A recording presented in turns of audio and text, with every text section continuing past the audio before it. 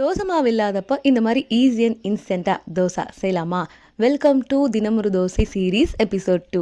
இந்த தோசை செய்கிறதுக்கு ஒரே ஒரு தக்காளி போதும். பெரிய சைஸ் தக்காளி இருந்தால் ஒன்று போதும், சின்னதாக இருந்தால் ரெண்டையும் கட் பண்ணி ஒரு மிக்ஸி ஜாரில் சேர்த்துட்டு 6 பல்லு பூண்டு, 8 சின்ன வெங்காயம், ஒரு காஞ்ச மிளகாய் சேர்த்து ஃபஸ்ட்டு தண்ணி விட்டு நல்லா மையாக அரைச்சி கொண்டு வந்துடலாம். இப்போ இதில் 2 டேபிள் ஸ்பூன் அளவு கோதுமை மாவு, 1 டேபிள் ஸ்பூன் அளவு ரவை, 1 டேபிள் ஸ்பூன் அளவு அரிசி மாவும் சேர்த்துட்டு ஒரு அரை டீஸ்பூன் அளவு கல்லுப்பு சேர்த்து கொஞ்சமாக தண்ணி விட்டு முதல்ல நல்லா மைய அரைச்சி கொண்டு வந்துடலாம். உப்பு வந்து எப்போவும் சேர்க்குறத விட கொஞ்சம் கம்மியாக சேர்த்துக்கோங்க.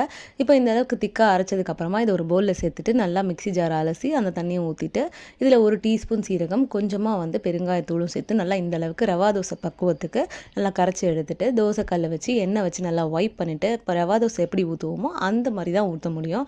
அந்த மாதிரி ஊற்றிட்டு சுற்றியும் எண்ணெய் விட்டு மூடி போட்டு மூடியும் நீங்கள் வேக வைக்கலாம், இல்லை அப்படியே ஓப்பன்லேயும் வேக வைக்கிறதா இருந்தால் 2 சைடு திருப்பி போட்டு நல்லா முருகலாக வந்ததுக்கப்புறமா எடுத்து